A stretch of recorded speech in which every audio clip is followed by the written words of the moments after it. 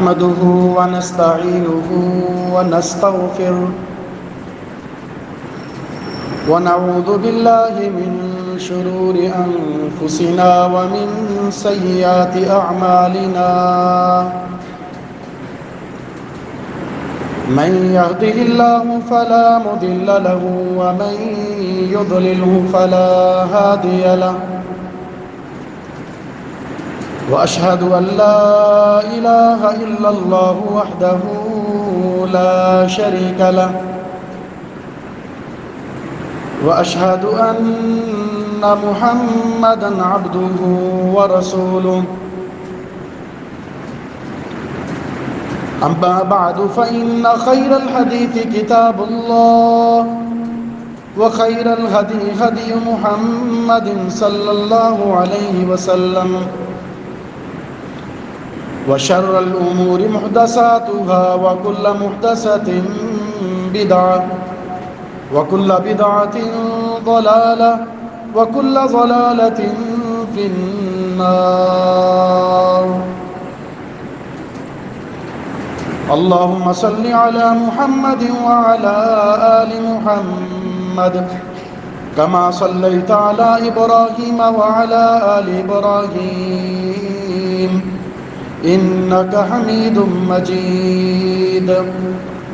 اللهم بارك على محمد وعلى آل محمد كما باركت على إبراهيم وعلى آل إبراهيم إنك حميد مجيد. قال الله تبارك وتعالى في كلامه المجيد فأعوذ بالله السميع العليم من الشيطان الرجيم من همزه ونفخه ونفسه. يا أيها الذين آمنوا اتقوا الله حق تقاته ولا تموتن إلا وأنتم مسلمون. يا أيها الناس اتقوا ربكم الذي خلقكم من نفس واحدة وخلق منها زوجها وبث منهما رجالا كثيرا ونساء واتقوا الله الذي تساءلون به والأرحام إن الله كان عليكم رقيبا.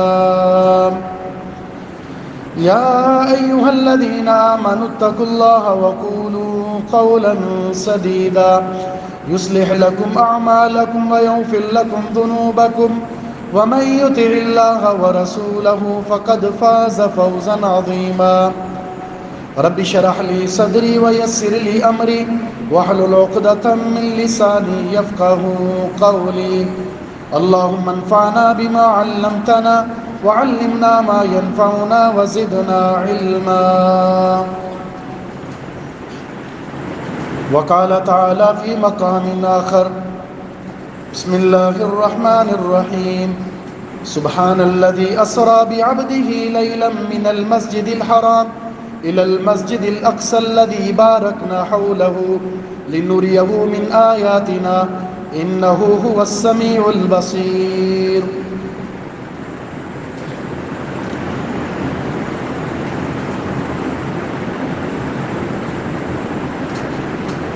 بیت المقدس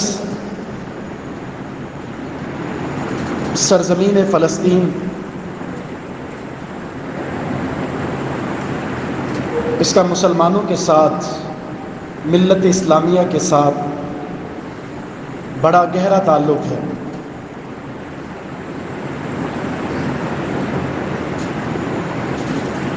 شام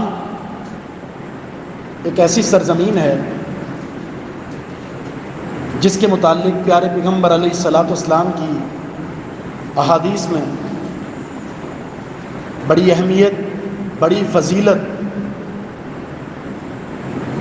اور اس سرزمین کا باعث سے برکت ہونا کتاب و سنت سے ثابت ہے.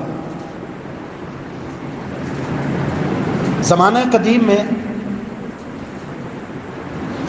شام کا یہ حصہ تھا، لبنان، اردن اور فلسطین.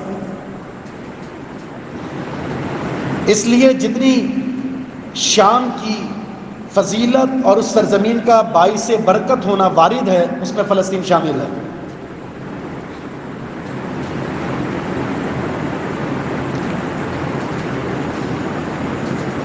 فلسطینی مسلمان تقریباً 1 صدی سے انتہائی زیادہ اذیت میں، تکلیف میں اور ظلم و زیادتیوں کا شکار ہے۔ دنیا کی یہ واحد قوم ہے جو اپنے ہی علاقے کے اندر مجبور، مقہور، مغلوب اور مظلوم ہے۔ اور یہ بھی ایک حقیقت ہے کہ جب شام کی بات آئے، فلسطین کی بات آئے، مسجد اقصیٰ کی بات آئے، گنبد صخرہ کی بات آئے، تو یہ بات صرف فلسطین کی نہیں ہے، بلکہ یہ بات ملت اسلامیہ کی ہے۔ کیسی عجیب بات ہے، کتاب و سنت کے دلائل سے یہ بات ثابت شدہ ہے کہ سب سے مضبوط رشتہ اسلامی رشتہ ہے۔ انما المؤمنون اخوہ، یہ اتنا مضبوط رشتہ ہے کہ سارے رشتے ختم ہو جائیں گے، لیکن اگر کوئی رشتہ زندگی میں اور مرنے کے بعد قائم اور دائم رہے گا تو وہ ایمانی رشتہ ہے۔ الاخلاء یومئذ بعضهم لبعض عدو الا المتقین۔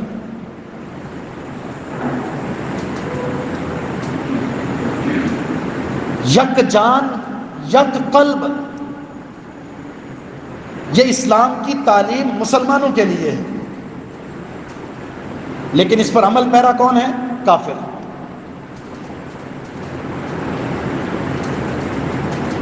آج انٹرویو پڑھیں،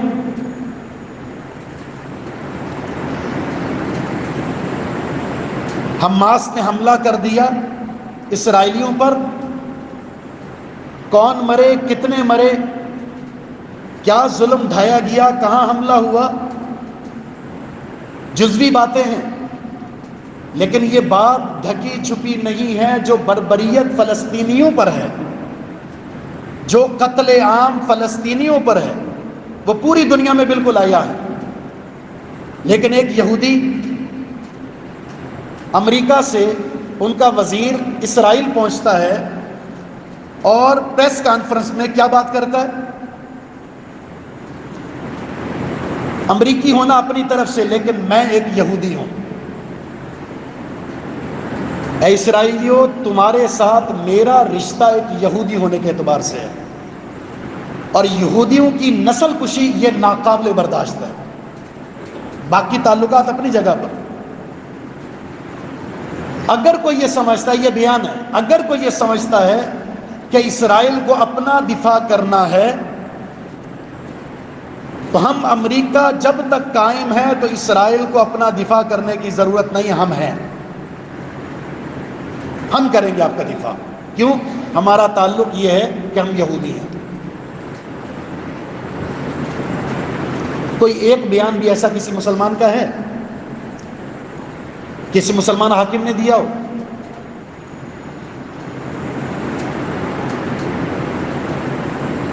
اپنی فوجیں، اپنے بحری جہاز روانہ کر دیے کہ ہم آپ کی مدد کریں گے، اور غزہ پٹی ہے کتنی چھوٹی سی،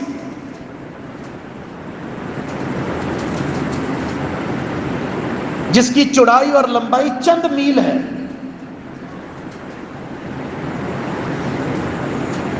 جنہیں ہر طرح سے محصور کر دیا گیا، 3 لاکھ فوج لگا دی ہے۔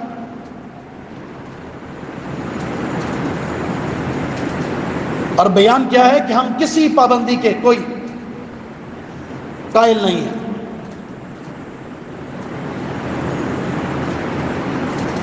جبکہ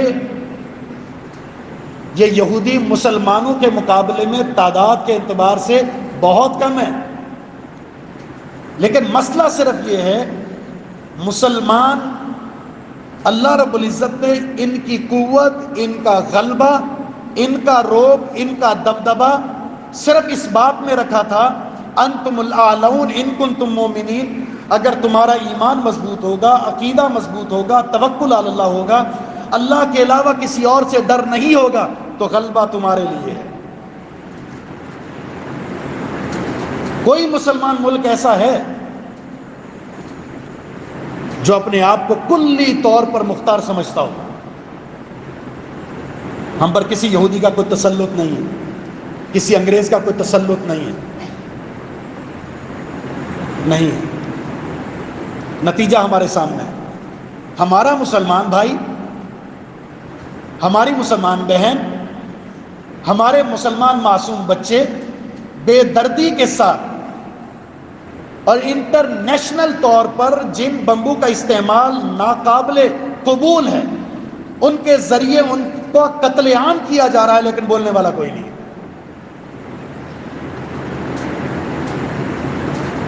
ہماری طاقت ایمان میں ہے، ہماری طاقت اللہ سے اور اللہ والوں سے محبت میں ہے۔ جب یہود و نصارہ کے ساتھ تعلق، دوستیاں، محبتیں، الفتیں، قربتیں بڑھیں گی، نتیجہ کیا ہے؟ صرف دنیا کی خاطر، کوئی اپنی کرسی بچانے کے لیے، کوئی قرضوں کے بوجھ تلے، کوئی معیشت کو بچانے کے لیے، کوئی تجارتی منڈیوں تک رسائی کے لیے، ان کے خلاف علم جہاد بلند کرنے سے قاصر ہے۔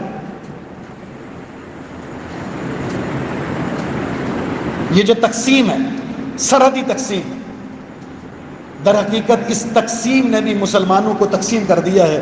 نتیجتاً ایک ملک میں اگر کوئی کافر کارروائی کر رہا ہے، دوسرا مسلمان کہتا ہے کہ یہ ان کا اپنا مسئلہ ہے، ہم نیوٹرل رہیں گے۔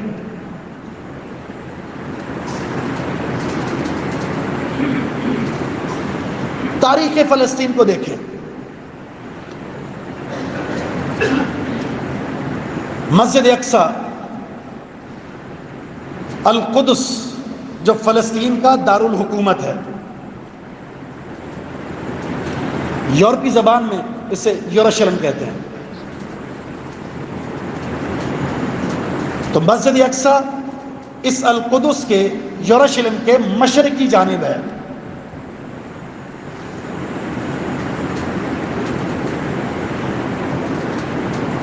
مسلمانوں کا جو خانہ کعبہ، بیت اللہ، مسجد حرام ہے، ان دونوں کے درمیان اگر فاصلہ دیکھیں تو 1300 کلومیٹر ہے۔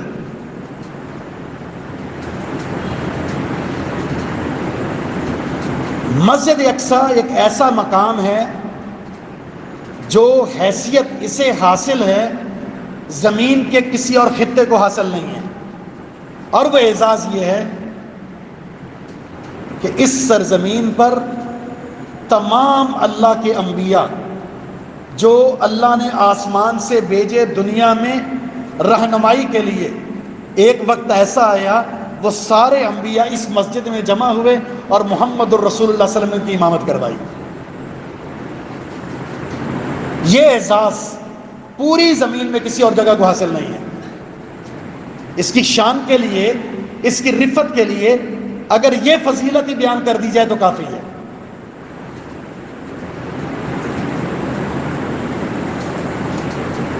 یہ مسلمانوں کا قبلہ اول ہے۔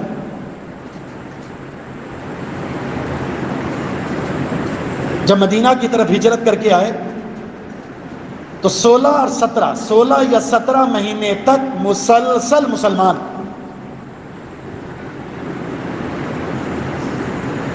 بیت المقدس کی طرف رک کر کے نماز پڑھتے رہے۔ اس کے بعد یہ حکم آیا تحویل قبلہ کا، اور بیت اللہ کی طرف رک کر کے نماز پڑھنا شروع کر دی گئی۔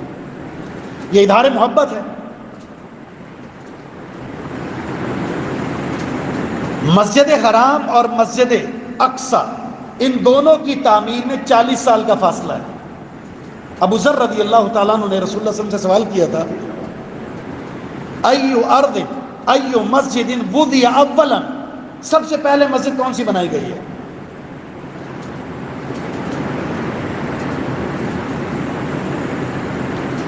فرمایا مسجد حرام۔ پھر کون سی؟ مسجد اقصی۔ ان کے درمیان فاصلہ کتنا ہے؟ 40 سال کا۔ اگر ہم یہ بات لیتے ہیں کہ مسجد اقصیٰ کی تعمیر سلیمان علیہ السلام نے اور داؤد علیہ السلام نے کی ہے، اور مسجد حرام کی تعمیر ابراہیم علیہ السلام نے کی ہے، تو پھر یہ حدیث جھوٹی ثابت ہو جائے گی، کیونکہ سلیمان علیہ السلام، داؤد علیہ السلام اور ابراہیم علیہ السلام کے درمیان تقریباً 1000 سال کا فاصلہ ہے، جبکہ اس حدیث میں کہا گیا ان دونوں کی تعمیر میں 40 سال کا فاصلہ ہے۔ اس لیے امام ابن حجر رحمہ اللہ احادیث کو جمع کرنے کے بعد فرماتے ہیں اس مسجد حرام اور مسجد اقصیٰ کی تعمیر جو یہاں مراد ہے، اس سے مراد آدم علیہ السلام کی تعمیر ہے۔ مسجد حرام کی تعمیر، مسجد اقصیٰ کی تعمیر آدم علیہ السلام نے کی ہے، تعمیر اول، اور ان دونوں کے درمیان 40 سال کا فاصلہ ہے۔ اس سے یہودیوں کا یہ پروپیگنڈا ختم ہو جاتا ہے کہ جہاں مسجد اقصیٰ ہے یہ ہیکل سلیمانی تھا۔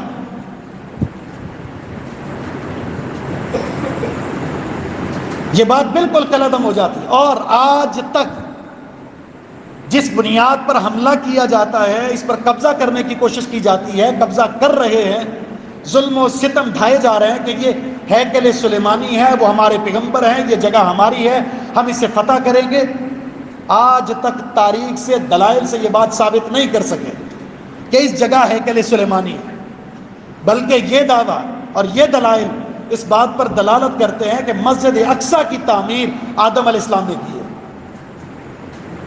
تو پھر یہ دعویٰ ہی باطل ہو گیا جس کی بنیاد پر حملہ کرنے، قبضہ کرنے اور اپنے قبضے میں لینے کی باتیں کی جا رہی ہیں۔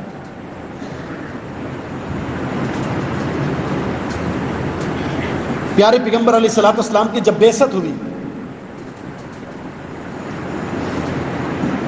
اس وقت بیت المقدس پر قبضہ تھا روم کے عیسائیوں کا، اور اس وقت وہ طاقتور سلطنت تھی۔ پیارے پیغمبر علیہ الصلوۃ والسلام نے اس دور میں خوشخبری سنائی۔ تو خوشخبری کیا تھی؟ یہ بیت المقدس فتح ہوگا اور مسلمان خوشی منائیں گے۔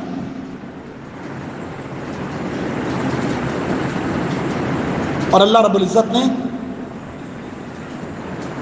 مسلمانوں کے لیے پیارے پیغمبر علیہ الصلوۃ والسلام کی یہ بشارت اس وقت صادق فرمائی جب سیدنا عمر رضی اللہ تعالیٰ عنہ کا دور خلافت تھا،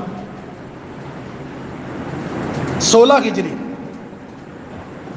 سن 238، اپنی فوج کے ساتھ سیدنا عمر رضی اللہ تعالیٰ عنہ نے اس سرزمین کو فتح کر لیا، اور مسلمان پیارے پیغمبر علیہ الصلوۃ والسلام کی اس بشارت کے ساتھ فاتح بن کر یہاں داخل ہو گئے۔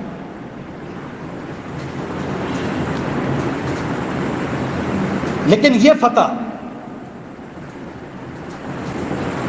زیادہ طویل عرصے تک نہیں رہی۔ اس پر قبضہ ہوا، پھر یہ قبضہ سلطان صلاح الدین ایوبی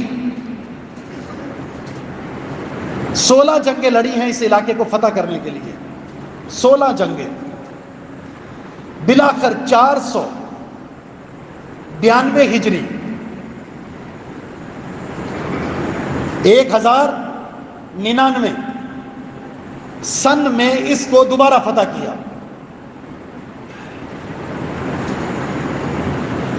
پھر خلافت عباسیہ،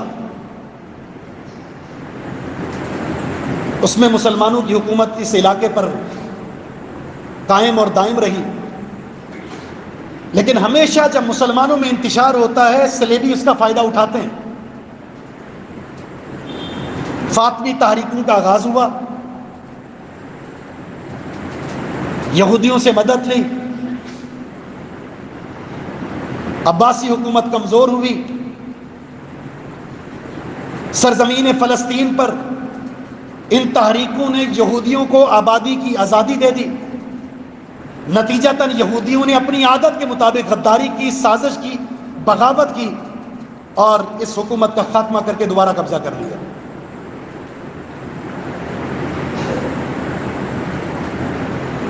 اور یہ قبضہ آج تک برقرار ہے۔ 1947 ایک سازش رچائی گئی۔ وہ سازش کیا تھی؟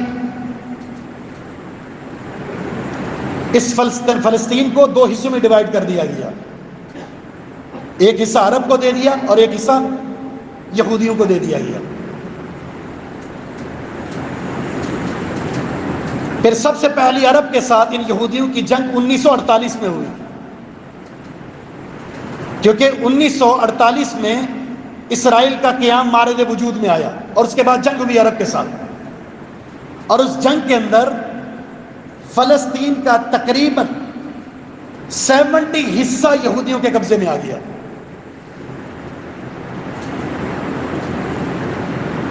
پھر ایک اور جنگ ہوئی 1967 میں۔ پھر اس جنگ کا نتیجہ کیا نکلا؟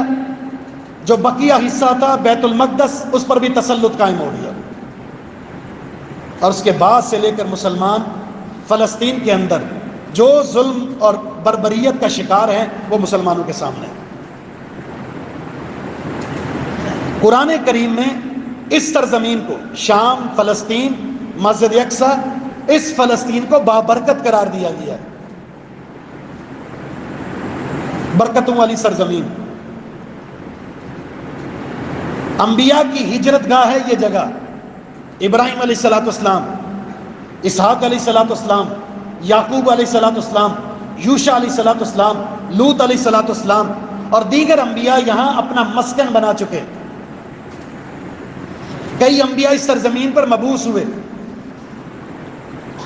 تو یہ سرزمین برکتوں والی ہے، یہ سرزمین اللہ رب العزت کی طرف سے انبیاء کی کثرت کے ساتھ بعثت والی جگہ ہے۔ اس سرزمین کے بارے میں کہا گیا ہے کہ فتنوں کے دور میں سب سے زیادہ مسلمانوں کے لیے ایمان والی جگہ یہ سرزمین ہے، شام، جہاں مسجد اقصی ہے، جہاں فلسطین ہے، جہاں شام ہے۔ تو ایک قلبی تعلق ان مقامات کے ساتھ کچھ یوں بھی اجاگر کیا گیا ہے۔ پیارے پیغمبر علیہ السلام نے فرمایا 3 مساجد ایسی ہیں جن کی زیارت کے لیے آپ سفر کر سکتے ہیں، جہاں جا کر نماز پڑھنے کا ایک الگ اجر ہے۔ مسجد حرام، ایک نماز عام مساجد میں نماز کے مقابلے میں کتنا ثواب ہے؟ 1,00,000 نماز کا درجہ رکھتی ہے۔ مسجد نبوی 1,000، ایک نماز پڑھ لیں 1,000 نماز کا ثواب ہے۔ 50,000 والی حدیث صحیح نہیں ہے۔ مسجد اقصی ایک نماز پڑھیں گے 500 نمازوں کا ثواب ملے گا۔ ایک اور حدیث میں الگ سے مسجد قباء کا ذکر ہے جہاں 2 رکعت نماز پڑھنے کا اجر 1 عمرے کے برابر ہے۔ تو یہ وہ مساجد ہیں جن کی طرف آپ زیارت کے گھر سے جا سکتے ہیں، اس کے علاوہ زیارت کرنے کے لیے کسی اور جگہ نہیں جا سکتے برکت کے حصول کے لیے۔ آج لوگ، مسلمانوں کی اکثریت، نام نہاد مسلمان، قبر پرستی میں اور مزار پرستی میں مبتلا ہے، اور قبر پرستی، مزار پرستی یہ یہودیوں کا طرز عمل ہے، اور یہود مسلمانوں کے دشمن ہیں۔ آج تک ایک مستقل باب ہے اسلامی تاریخ کا، مستقل باب، کہ یہودیوں نے مسلمانوں کے ساتھ کس طرح فراڈ کیا، دھوکہ کیا، بغاوت کی، سرکشی کی اور سازشیں کی۔ تاریخ مدینہ بھی اس پر شاہد ہے۔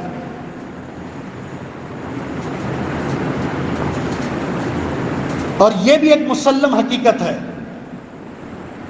یہودی وار کرتے ہیں سامنے سے نہیں، انہوں نے ہمارے اندر ہی ہمارے آستین کے سام چھوڑے ہوتے ہیں۔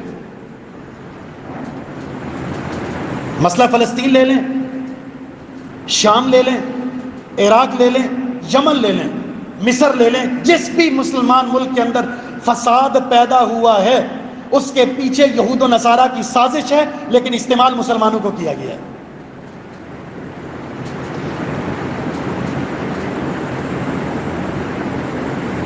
اور یہی فلسطینیوں پر ظلم اور بربریت جو ہمارے سامنے ہے، وہاں پر بھی دکھاوے کے نام پر کوئی مسلمان بھی موجود ہے۔ اگر ایک سچا مسلمان، موحد مسلمان، اللہ اس کے رسول سے محبت کرنے والا مسلمان، اگر ایسا ملک، ایسی تحریک سچے معنوں میں، وہ صحیح معنوں میں وہ جہاد کرے جو اللہ اس کے رسول کی تعلیمات کے مطابق ہے، تو مسلمان فاتح بن جاتا ہے۔ یہود و نصارہ بالخصوص سب سے زیادہ بزدل ہے، اور سب سے زیادہ گھٹیا قوم اور سب سے زیادہ مسلمان دشمن قوم وہ یہودی ہے۔ آج مسلمان اس کے مقابلے میں کھڑا کیوں نہیں ہو سکتا؟ اس کی وجہ ہے ایک، ہم معیشت میں ان کے غلام ہیں،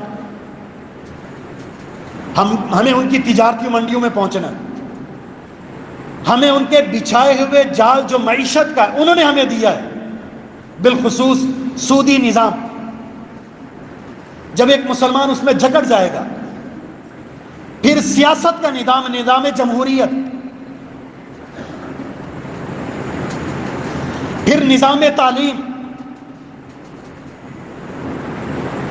پھر یہ تکفیر کا فتنہ، پھر یہ خوارج کا فتنہ، پھر انکار حدیث کا فتنہ، پھر یہ تصوف کا فتنہ، یہ اتنے فتنے مسلمانوں کے اندر پھیلا دیے گئے ہیں، مسلمانوں کی ایسی تقسیم کر دی گئی ہے لسانی، قومی، مذہبی بنیاد پر، یہ ساری سازشیں رچائی ہوئی ہیں اور مسلمان اس کا شکار ہو گئے ہیں، آپس میں ایک دوسرے کے پیچھے پڑ چکے ہیں قتل و غارت میں۔ بتائیے کوئی ایسا مسلمان ملک جو تیاری کر رہا ہو یہود و نصارہ سے مقابلے کی؟ سورہ محمد پڑھیں، سورہ محمد میں مسلمانوں کو قتال کے اصول بتائے گئے، آپ نے اپنی طاقت کو کیسے بڑھانا ہے، کفار کے ساتھ کس طرح مقابلہ کرنا ہے، جب آپ کمزور ہوں تو کیا کرنا ہے، جب طاقت میں آ جائیں تو کیا کرنا ہے۔ کوئی ایک اسلامی ملک اس سوچ اور فکر کا حامل ہے؟ ہم نے اسلام کی ترجمانی کرنی ہے، دنیا کے کسی بھی خطے کے اندر مسلمان ملک، مسلمان مظلوم اور مقہور ہو، ہم اس کی مدد کے لیے نکلیں گے اور ان کا دفاع کریں گے، اپنا تن من دن قربان کر دیں گے۔ ایک مسلم ریاست،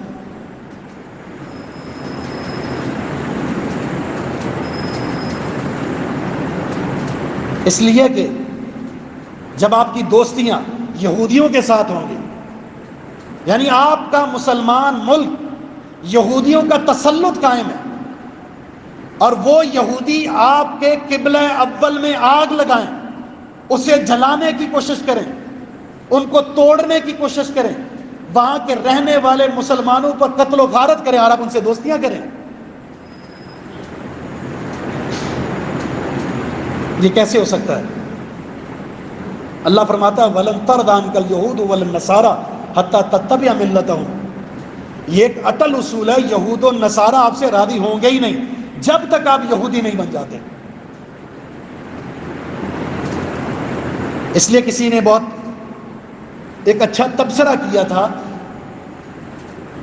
یہود و نصارہ سے یہ سوال ہوا کہ آپ اتنی فنڈنگ کرتے ہیں، یہ این جی اوز ہیں، یہ تنظیمیں ہیں، فلاں تنظیمیں ہیں، نہ جانے کتنے مذہب کے نام سے بھی تیار کر کے، انسانیت کے نام سے بھی تیار کر کے یہ این جی اوز کو لانچ کر دیا گیا ہے، لیکن مسلمان پھر بھی بڑھتے چلے جا رہے ہیں۔ مذہب اول یعنی سب سے بڑا مذہب اسلام بننے جا رہا ہے، زیادہ مسلمان ہو رہے ہیں، مسلمان سے مذہب سے نکل کر یہودیت اور عیسائیت کی طرف کوئی نہیں جا رہا، پھر بھی آپ اتنی فنڈنگ کیوں کرتے ہیں؟ تو انہوں نے کیا بات کہی تھی، اور یہ ایک حقیقت ہے، انہوں نے کہا کہ ہم اتنا فنڈ خرچ کرتے ہیں، اتنے پیسے لگاتے ہیں، اگرچہ لوگ زیادہ مسلمان ہو رہے ہیں، یہودیت اور عیسائیت کی طرف نہیں آ رہے، ہمیں اس سے کوئی فکر نہیں ہے، جتنے بھی مسلمان بن جائیں، اس لیے کہ مسلمان تو بن رہے ہیں، لیکن ہم نے ان کو نہ یہودی رہنے دیا نہ مسلمان رہنے دیا. اگرچہ یہ مسلمان بن رہے ہیں، یہ یہودی نہیں ہے، تو ہم نے انہیں ایسی جگہ پر پہنچا دیا ہے، نہ یہ صحیح مسلمان ہے نہ یہ یہودی ہے. بیزار ہیں؟ مساجد میں آنے کو جی کرتا ہے؟ نہیں. سود چھوڑنے کو جی کرتا ہے؟ نہیں. 5 وقتہ نماز پڑھنے کو دل کرتا ہے؟ نہیں. اسلامی تعلیمات سے محبت ہے. صحیح سچا سیدھا عقیدہ جو کتاب و سنت میں موجود ہے، مسلمان کے کتنے افراد ایسے ہیں جس کو قبول کر کے بیٹھے ہیں؟ کتاب و سنت کی صحیح سچی بات دل سے تسلیم کرنے کو جی کرتا ہے؟ اسلام کا نظام پردہ جس کی تفصیلات کتاب و سنت میں موجود ہیں، کتنی مسلمان خواتین اسے اختیار کرتی ہیں؟ ہمارے لباس، ہمارا چہرہ، ہمارا کھانا پینا، ہمارے معاملات، ہماری سیاست، ہماری معاشرت کتنی ہیں ایسی جو کتاب و سنت کے مطابق ہو؟ مسلمان اسلامی ریاست میں رہنے والے، اسلامی اسکولوں میں پڑھنے والے، جو اسلام کے نام پر ہیں لیکن وہاں سے پڑھنے کے بعد اللہ کے وجود کے بارے میں شک میں مبتلا ہو جاتے ہیں کہ وہ ہے یا نہیں.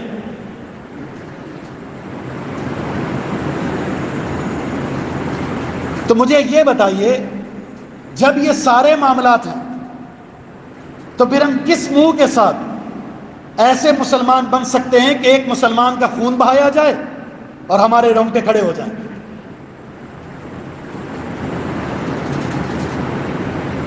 یہ صرف اس وقت ہو سکتا ہے جب غیرت ایمانی ہو، کتاب و سنت مقصد حیات بن جائے، نظام حیات بن جائے، کتاب و سنت پر عمل پیرا ہونا مقصد حیات بن جائے، اور وہ اصول، وہ قوانین جو اللہ رب العزت نے ہر زاویے سے ہمیں نازل کر کے اس پر عمل پیرا ہونے کا ہمیں پابند کیا ہے، جب تک حاکم اور محکوم سارے کے سارے اس کے مطابق نہیں آئیں گے تو یہ تسلط جو مسلمانوں کو اللہ نے عطا کرنا ہے وہ حاصل نہیں ہوگا. اور یہ بھی ایک حقیقت ہے، یہ جو فلسطین کی سرزمین ہے، شام کی سرزمین ہے، فتح کا علم یہیں سے بلند ہونا ہے.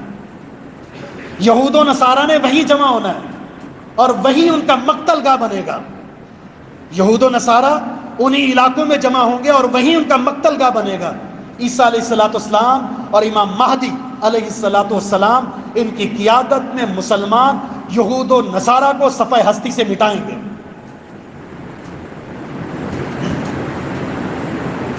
ان تنصر اللہ ینصرکم، اگر اللہ کی مدد کرو گے، اس کی دین کی مدد کرو گے تو وہ تمہاری مدد کرے گا. کونوا انصار اللہ، اللہ کے مددگار بن جاؤ.